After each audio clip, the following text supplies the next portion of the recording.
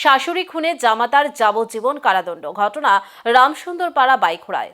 নিজ শাশুড়িকে রাতের আধারে নেশাগ্রস্ত অবস্থায় গলা টিপে হত্যা করার অভিযোগে নরেশ ত্রিপুরা ওরফে সত্যজিৎ নামে এক যুবককে দোষী সাব্যস্ত প্রমাণিত করে দীর্ঘ সয়াল জবাবের পর বিলুনিয়ার স্টেশন এবং দায়রা বিচারক অভিযুক্ত ব্যক্তিকে শাশুড়ি হত্যার দায়ে দোষী সাব্যস্ত করে যাবজ্জীবন কারাদণ্ডে দণ্ডিত করেন এবং 10,000 টাকা আর্থিক জরিমানা করেন। এ বিষয়ে সরকার পক্ষের আইনজীবী দাবি করেছেন, বিগত 2022 সালে এই ঘটনা সংঘটিত হয় এবং পরবর্তী সময়ে 14 জন সাক্ষীর মধ্যে 13 জন সাক্ষীর বয়ান এবং বিভিন্ন তদন্তের পরিপ্রেক্ষিতে অভিযুক্ত ব্যক্তিকে দোষী সাব্যস্ত করা হয়। আজকে রায়দান করা হয়েছে। এখানে উল্লেখ করা প্রয়োজন, এই রায় একদিকে যেমন চাঞ্চল্য তৈরি করেছে, ঠিক আরেকদিকে এই রায় দেখার জন্য বিভিন্ন মহলের প্রতিক্রিয়া দারুণভাবে পরিলক্ষিত হয়েছে।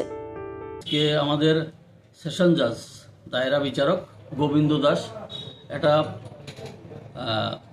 হত্যা মামলায় একজন আসামিকে দোষী সাব্যস্ত করে তাকে যাবজ্জীবনের জেলের আদেশ করেছেন এবং তার জন্য 10,000 টাকা জরিমানা ঘোষণা করেছেন।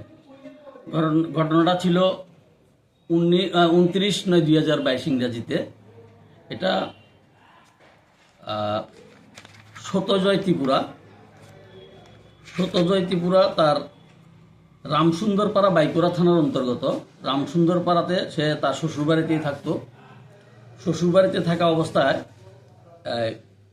29/9/2022 ইংরাজি রাত্রবেলা 2:30 থেকে 3টার মধ্যে মদমত্ত অবস্থায় সে তার শাশুড়িকে গলা টিপে হত্যা করে শাশুড়ির ঘরের মধ্যেই, নিজের যেই ঘরে ঘুমিয়েছিল শাশুড়ি উনতিরিয়ান, সেই ঘরে তাকে গলা টিপে হত্যা করে।